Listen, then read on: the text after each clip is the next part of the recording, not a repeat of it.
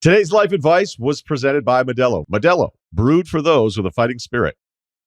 Life advice, lifeadvicerr@gmail.com. Life advice is brought to you by Modelo, the mark of a fighter. Modelo is a crisp, golden lager brewed for football fans who treat supporting their team as a way of life, who support with unshakable passion, even when the odds are against them. And there's nothing that screams fighting spirit louder than college football fans. Modelo celebrates that passion inside every fighter. Modelo, the official beer sponsor of the college football playoff. Before we get to a couple of the submissions, whenever anyone can help us, I feel like that's always a plus. So we had somebody who chimed in about OnlyFans. And it appears this person really knows what the deal is. What's your monthly, bro? What are you paying? No, I think he's more on the production side of things. Oh. So unfortunately the screen just jumped incredibly weird on me here. So I gotta find the email again. Working through it on a day off. How are you guys doing? You got anything going on today? Am I killing you right now? Now we're recording this. Yeah, we're recording this on Labor Day. Not a huge deal. Just hanging out at home. I just felt bad for Kyle because I know Kyle usually has plans. I actually love like my this. streak of working every Labor Day. I think when I don't, it's gonna be weird. So I'm down for that. I've been voted as a commissioner of a league that I'm trying to tank. It's been our college football. It's been our college fantasy football league, and they voted me the commissioner. And it's all I have to do is keep stalling until the season starts, and then I can't do it. So I won this league last year, and nobody paid me $1, and I'm really salty about it. And they're like, "Oh, dude, there was some discrepancy with the rules when I wasn't the commissioner, and now they want me to be." And I'm just kind of kicking the can down the road until kickoff on Thursday, and then we'll just not do this league anymore. And it's just simply because I don't want to be the commissioner. So I've been sort of stringing these guys along, and hopefully by Thursday I'll be able to shrug and be like, "Oh, sorry, we'll try again next year." Yeah, I'm barely invested in my paid league. I couldn't imagine I'm invested more than beyond the draft in a league that I don't get paid a dime in if I win the league. So I think you got to bounce. And we had paid every year, and I don't know. I guess guys just took a little long, and then there was some sort of discrepancy with the 2 quarterbacks versus 1 quarterback, and then was I in this league last year? You were in this league. That was the disaster of a league last year. This league, that's right. And it was like our college league that had been kind of going strong, and then last year it sort of fell apart, and now they voted me commissioner. I'm like, fuck that, I'm tanking this league. Wait, this is actually a great story. This is hysterical because this proves my point. If I'm just not going to be invested in a league that people aren't paying in. We did Kyle asked me, "Hey, do you want to join this league?" I was like, "Whatever, man. I usually like one league, but I'll throw you a bone. It's fine. I'll just be in One Kyle's league, league." Steve. We did the draft, and then all of a sudden, one league, Steve. And we did the draft, and then all of a sudden, dudes were just arguing via the text chain about like whether or not the rules were what they were, like whether or not you could take 2 quarterbacks or 1, which is like a pretty big difference. I mean, if you have 2 quarterbacks and you drafted for 2 quarterbacks, that totally changes who's going to win the league. Like whoever has the 2 best quarterbacks is usually going to win the league in that situation. And then it just like nobody responded, so I don't think I paid attention after we drafted Kyle. So I won, and I didn't know about the 2 quarterbacks, so that's why I thought it's even more impressive. And then nobody paid me, so I'm taking this league. So I guess I'm part of the problem. No, don't worry. I'm taking this league. This was all their fault. I'm embarrassed. I brought you into my mess last year, so I'm taking this league. So by the time you guys hear this on the Friday show or the Thursday show, I'll be able to tell you whether I successfully pulled this off or not. Well, I'll tell you right. I'm not going to be in the league. I'm not asking you if it is a thing. Okay, cool. I'm horrified of what happened last year. Okay, cleared that up. On to OnlyFans. It sounds like you could use an OnlyFans manager for this league. All right, so this guy chimed in here, and looking at his background a bit, I think he's going to set us all straight. More so the guy that's supposedly in love with somebody. To the guy who was beginning in a relationship with the OnlyFans model, I guarantee you she has no clue who he is. When you're on OnlyFans, you are not talking to the person in the pics. Mm-hmm. They hire people to do the talking for them, and they get a cut of the upgrades that they get from people to pay. Literally like a telemarketing job that is incentive-based. Speaking of, the telemarketer's doc on HBO is fucking incredible. I'm halfway through it. I love it. it's everything I wanted it to be. And I don't even know the end yet. So far, so good. All right. $10 an hour plus bonuses. The guys at CDG didn't even get the bonuses, I don't think.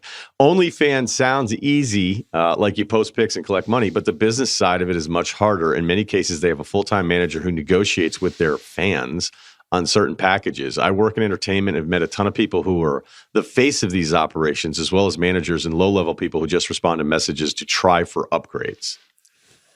It sounds like love may not be in the air. I'd imagine that there's right. I imagine, again, I'm not going to reveal who it was. I don't know if that person is famous enough, but again, if somebody's just working hourly and working on the upgrades, and then you never have to deal with it, I imagine it's probably still worth it. I would just kind of look at.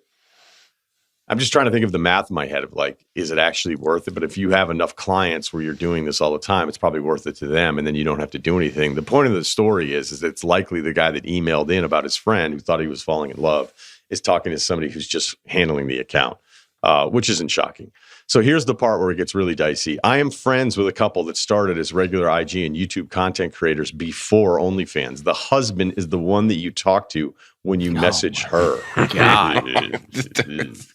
That is murky as fuck. Right. He does all the back end office work, and he said it's a 24/7 job. He acts almost like a pimp with negotiating what kind of sexual acts his wife will do on camera. He does it while acting like her, so everything is in the first person. So it's likely this guy is talking to a dude or hired help. 100%. It's more than likely. Oh my God. Imagine you're the guy. Like, what are you doing? Be like, oh, I'm sexting with my wife's customers. Trying to get the upgrades. I should be able to be at the bar at 5, though. Yeah. I'll make What the time's draft. tea time? I'll make the fantasy draft. But Do you guys mind at the turn if I send a couple saucy DMs back to a couple guys? Can we just pull over real quick? He's just super bored. Are you guys grabbing hot dogs? Yeah, okay. I don't need anything. Grab me one. I got a couple DMs I got to respond I got to to. use it real quick. Oh my God, that is so hot. Anything for you. So what are you guys up 4 strokes? All right. Here's an actual question. 27 years old, 6'2", 215, player comp. Andres Biendrins. No one ever has known how to say his name correctly. If he played guard. All right. Started dating my now girlfriend in April. Made it exclusive in June. That's always an interesting one, but I'll just leave that alone. What do you mean? I've never quite understood the dating now we're really dating, but whatever. Well, I guess it's a pretty simple answer. It's like, are you talking to anybody else now? Right. Because, I mean, you don't want to meet somebody in the first date and be like, okay, we're making this exclusive. And be like, can we, like, I don't even know your last name yet. So I don't think that's that weird. I really don't. You know what? I think you're right, Ceruti. So that's kind of how my wife and I started out, to be honest with you. Like, we had to have a sit down talk, and I was just kind of being an idiot. And she was like, I don't want to just like keep this being a hookup thing. Is this real or not? And define idiot. I don't know that I want to, but I don't know. I just was, 25-year-old running around West Hartford. I didn't really know what was up. I didn't really know what I wanted. And she had to sort of be like, hey, like, I'm not just going to like keep doing this if like this isn't a long-term thing. And so it was a couple months where we were just kind of like, we didn't have a title, I guess, on whatever it was. It's complicated, as the kids say back in the day. I actually think that's totally normal. And You're right. Right. It's just I think me it's being just, like, do you want to be my girlfriend? Like, there's never a right time for me to say those words, I think. So, yeah, I didn't be like, hey, do you want to be my girlfriend? I It was guess just just like, hey, pin do me you into wanna, a corner and I'll be like, yeah, we're for real. And I'll say Yeah, it like that. But should you delete Tinder off your phone? That kind of conversation, yeah. Well, I think that's when you all say, it's it's been off for months. What are you talking about? Well, you're like, all right, hold on, let me go to the bathroom real quick. I might be speaking too much to personal experience, but I feel like that's always initiated by the other party, the female party. yeah, It's like, no, for hey, sure. you know. But, worked out. Got And for a the kid, record, so- you guys think that Steve's some effeminate soccer guy who loves Chalamet, who, puts together a good show. I will vouch for my guy here. He had a high approval rating. He was at running around ESPN. West Hartford. What else is there to say? No, I'm not even talking about that. I'm like, okay. every now and then, like, an on-air person might be like, hey, what's the deal with your producer? I'm like, that guy? Hey, now. Twilight? I'm like, all right. Okay. And then you realize, you're like, yeah, the guy switches up his look every 8 months. There's not a lot of guys like that with that kind of confidence. Speaking of thinking of growing it back out. We'll see. winter. No, I can't fall. wait. It's been too long since your change. It Many has. I get faces of bored. Ceruti. We need to do something. We just need an entire Ringer post where somebody does a long form on all your different looks.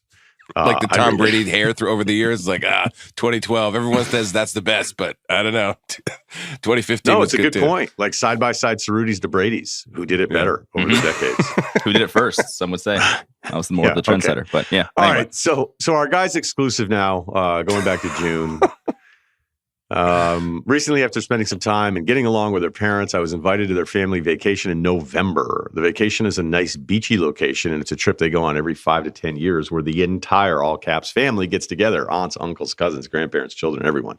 Hey, look, I think when a family gets together like that, it's actually awesome. And I think it's a great sign. It might be a great sign for your long-term future with this woman you're talking to. All right, so her family's pretty cool and we do get along well, so I don't feel too odd going. Now, they do get professional photos taken where each couple or family is wearing matching-ish clothes. Parentheses, lame, but I have no problem doing it. Hey, look, some are saying that's the only reason Vineyard Vines is even still in business anymore, these pictures. My For problem is the dad-son plaid situation. Yeah. My problem is I feel like I shouldn't be in these photos with the entire family where everyone is married with children and I'm with my new girlfriend.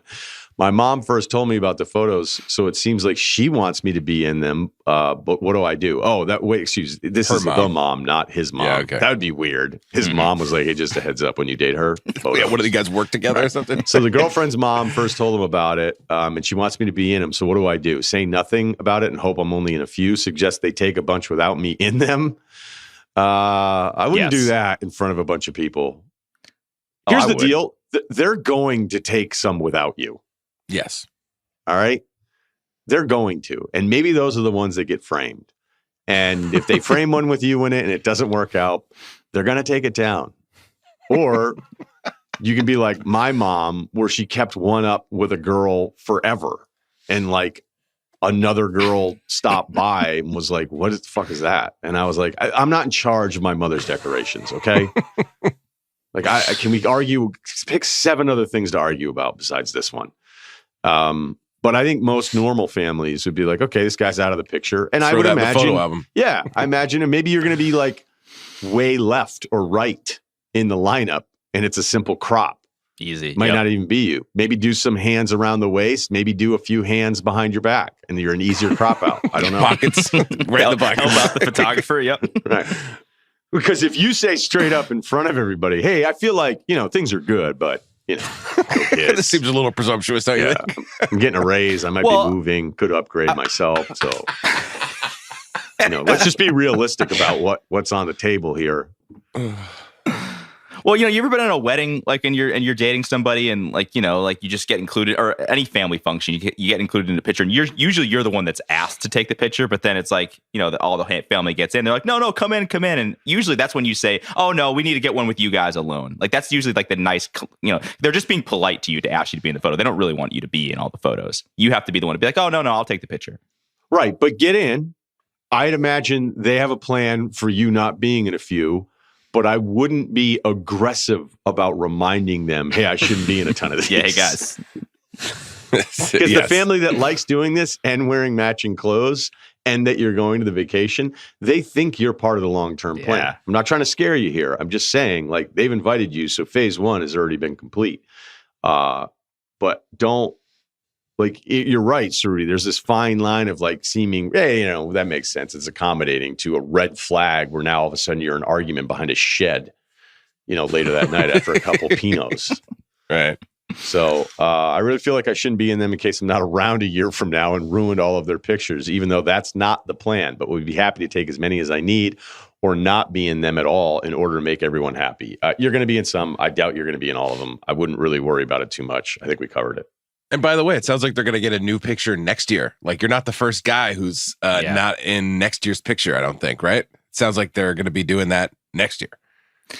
Yeah, it's almost like an insurance policy, right? Like basically, like they're taking these pictures just in case you guys are together long term, but it's not really going to screw up their thing. But it would be nice, like if you guys were dating 4 or 5 years from now, maybe eventually get married, to have that first photo this early, to be like, yeah, this is Steve's first, soiree into the whatever family. I think that's kind of cool. Yeah, you're part of the group that's making the 99 in 1999 on the football field, and then next year they're going to make 2 zeros, and you won't be there. So it's totally fine. Totally correct. Hey, look, people have been in plenty of pictures long term. They shouldn't be in later on. Those end up in a box. Yeah. For example, I dated this girl in high school. We were on and off for basically all throughout high school. And I was in like a lot of their pictures throughout those 4 years. And I remember we got back together in college, but had been broken up for a while. And I went back over to her family's house. And there was a picture like on the wall, and there was just a sticker on my face. That's great. And it was like, you know what? Honestly, I get it. Like, I'm not even mad. Like, I understand, I'm not a part of the picture anymore. You got to get me out. But it was a nice picture. A sticker. It's a nice picture on the wall. There's just, what sticker was it? Was it like the CDC sticker that was on the phones? No, I think it was just like the yellow smiley face green picture. One? Right. The poison one with the green guy throwing up. Yes, if swallowed, call this number. That would be hilarious. Bleh. Okay. All right. Yeah. I mean, not a huge problem there, but I think it'll be fine. Also, okay, you're the guy who makes somebody uncomfortable a year from now, and it's like, what's up with that dude? And they're like, my mom never took that one down. That's kind of cool too. Yeah. Well, I don't know. Maybe you're the best, and then the awesome move is you're out of the picture in 3 years, and you're still hung up somewhere at the house, and everybody looks at you being like, "I wish you." That's what I mean. And then the next guy shows up, and it's like, "Oh, we were able to salvage this from a Nantucket Whaling Church." All right, here we go. Bad Yelp review mugshot. All right, this is different. No stats, just curious as to what recent movie shows you've liked as of late. And will Bill finally put Ryan back in rotation for some rewatchables episodes? That's not a Bill thing. I think it's a understood thing. I'm not going to do a million of them. By the way, when I was driving around Montana this summer for a stretch, I listened to a bunch of rewatchables. Chris Ryan and Fennessy and Bill are so good, it makes me want to do less of them. Those three together are so good that I was like, maybe I don't want to do these that often. They did one on Catch Me If You Can. That was amazing. And it was a while ago, I think. And then they did an Indiana Jones one and the production part of it all. So I think I'm just, brought in for specific titles. And I think we both like it that way. You did The Town, right? Is that what you did? I did The Town. You did that one that you beefed with Modine on, right? That was Vision Quest. Vision Quest, yeah. Modine went at me because it was a big one. Lap pull down form. I still think I watched The Town right. on my flight to Sweden, by the way, because there wasn't really much else. There's not a lot of good movies, new movies out now. Dude, that movie's awesome. That movie is fucking freaking incredible, awesome, and it's better than The Departed. Like I will die on that hill. It's definitely better than The Departed. I watched The Departed. I don't think The Departed is a great movie. I would agree. I think it's very overrated. There you go. Okay, a bit of background. I'm working through college, started again this summer after a 4-year stint in the Navy, wanted to pursue a career in journalism. I'm currently working at every broke college girl's favorite restaurant, Chipotle. I've been working there since I separated from the Navy, and as I'm sure everyone that's worked in food service or especially bar service is aware of the fact that sometimes customers can be difficult. Or downright rude and unconcerned with how they treat the people serving them. Earlier today, a customer came in with his family, maybe late 30s, early 40s, and as he was ordering his bowl, he asked a coworker of mine for more chicken. My coworker obliged and added another scoop and said that it would be an additional cost. My coworker explained the widely known policy of if you get extra, you pay extra. The customer exclaimed, quote, "I'm fine with that as long as you're paying for it." This is not delivered in a playful or joking way at all. He was clearly displeased with this interaction. As my coworker moved on to the salsas, he said, "Fine, we'll charge you just a single portion." The customer exclaimed again, this time over the fajita veggies, saying, "Are the veggies extra as well?" Before my coworker could even answer, he repeated the question with even more of an attitude. It was at this point that I interfered and said, "Do we have a problem?" Ooh. Yes. Yes. Back up. Uh-oh. All right. Just to jump in here. Yeah, look, anyone that's ever worked in food service, bar service, we just see the world differently. Like my construction summer rule, where if I had a kid, I'd make him work construction for like one summer at least. I think everybody should probably have to, because since we're all ordering stuff from other people, everyone should have to work in a restaurant at some point because it would just make maybe the people would be less of assholes, right? Bartenders can be kind of invisible. Usually your server isn't if you're at a table. But I would say of all the invisible people that exist in food service, Chipotle is probably at the highest point of that. Like you're looking at this stuff. It's quick. You're in, you're out. It's an assembly line. And people lose their fucking minds in the Chipotle line. Like I can know everything I need to know about somebody just by watching how they order. And unfortunately, on this kind of interaction, you are such a sliver of their life. I think there's a massive lack of respect that goes on specific to this kind of order. All right. So our guy says, do we have a problem? Which I fully admit now was not likely to yield a positive result, but I was seething that this guy was continuing to talk to my coworker like that, even after he got what he wanted.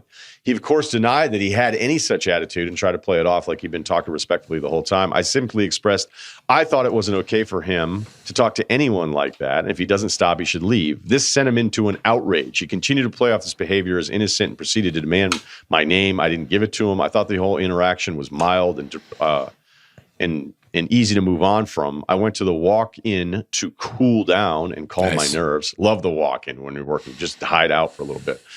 I used to steal grapes and pasta, just handfuls.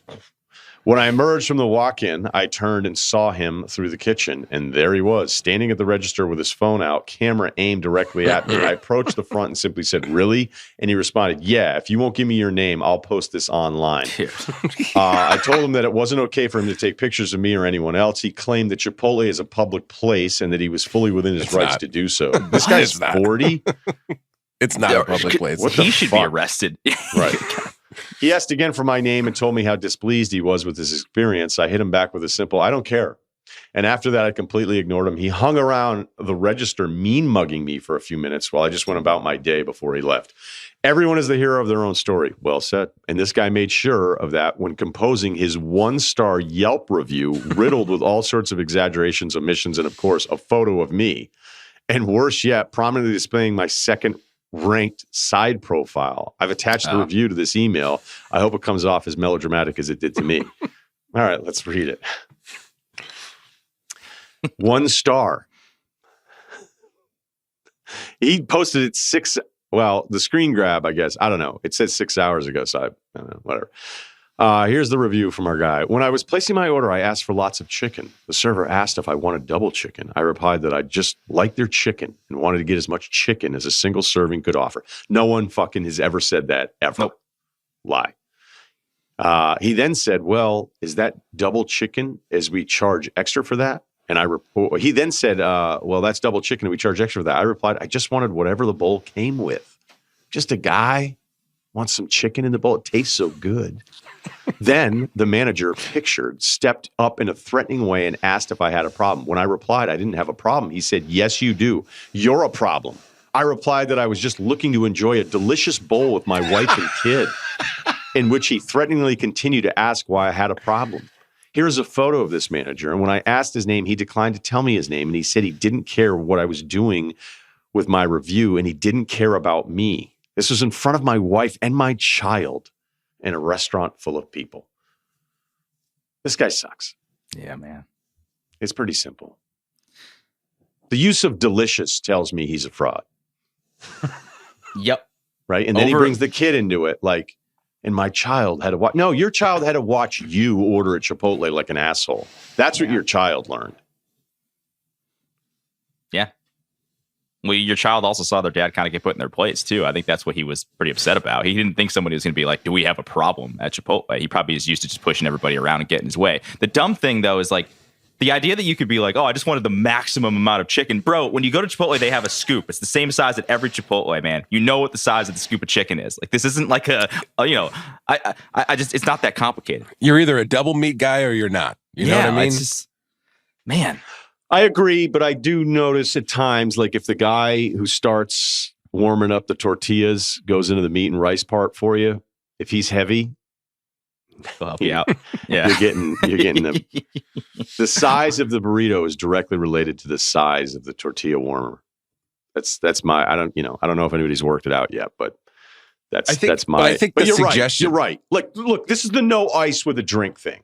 Like the first time somebody thought they cracked the code with me on it and be like, oh, no ice. And you're like, okay. And I think it was a margarita with no ice, but like in a plastic cup, just above a shitty college bar. It was like nice enough that adults would still go there, but it wasn't like some nice spot. And so then I hand him the cup and it's like half full. And I was like, do you seriously want the rest with sour mix? It already is going to taste terrible. Right. It's like, well, no, fill it up. And I'm like, well, it doesn't really work that way. That's why we have the ice. Well, I don't want an ice. Okay. So what did you think? I have to pour a triple for you and charge you the same price because the cup is kind of empty? Like these guys suck. All right. And there's a lot of them out there. And it's those little wins. We talked about selfishness a bit in the open, but like this is, it's like, oh, yeah, no, you're right. I guess I just have to give you free booze. Fuck. You got us. Here's the good thing, though, for this guy, for the emailer. Does anybody look at Chipotle reviews? Like, when you go to Chipotle, you know what you're getting. Yeah. Like, I've never looked at a Chipotle review and been like, well, I'm not going to go there. It's not like you work at a doctor's office or something, and they're actually like, what do people say about this? Either you like Chipotle or you don't. Now, the delivery of do we have a problem, it could be examined.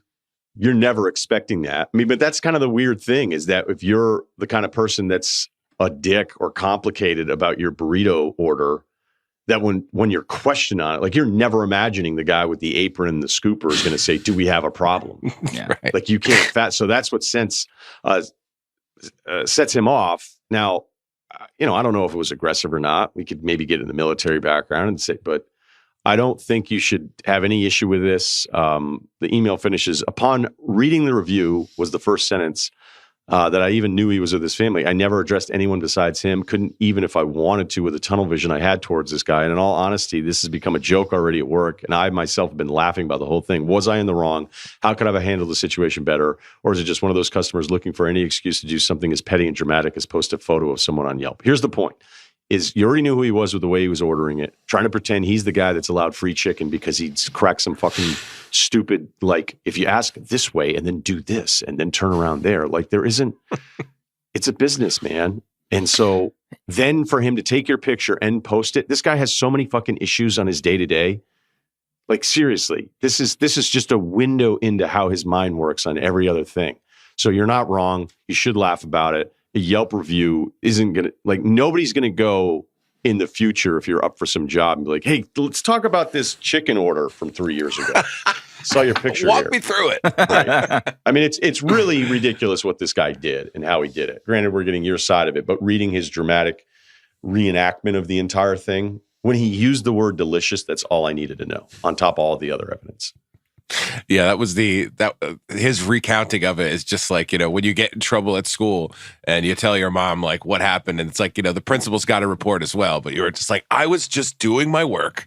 I wasn't even doing something fell on the ground and I went to pick it up, and then all of a sudden I'm getting yelled at. It's like, no, you were cheating on your test, you got caught. Okay. But I think that there's nothing else to say. As long as no one at your business, gives a shit about this, like, I'm sure they're not checking the reviews, and if you saying it's a joke at work, it's fine. It's a weird interaction, and keep on keeping on, dude. Sorry that happened.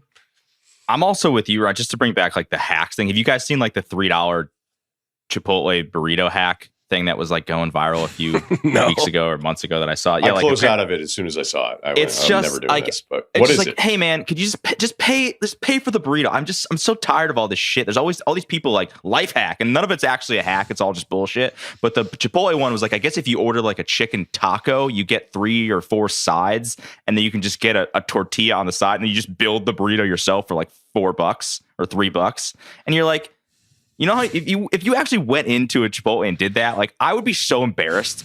Like, just does pay it the come with a side of gloves for the burrito. too? Like, what the fuck? Yeah, I don't know. I'm just tired of the life hack culture. I hate it.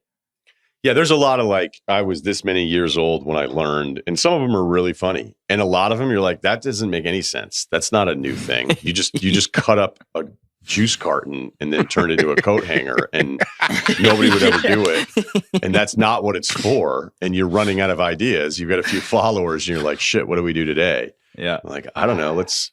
I learned something about my dishwasher though. Like that little side thing with all the forks that you could pull that out and shove it in the front. You know how dishwashers have that little, like, what do you call that? Like an indent or something? That fork thing that's like, the silverware shit on the side can be put in the front. So that was a today years old video. But yeah, most of them are suck. You're right, but that one was good.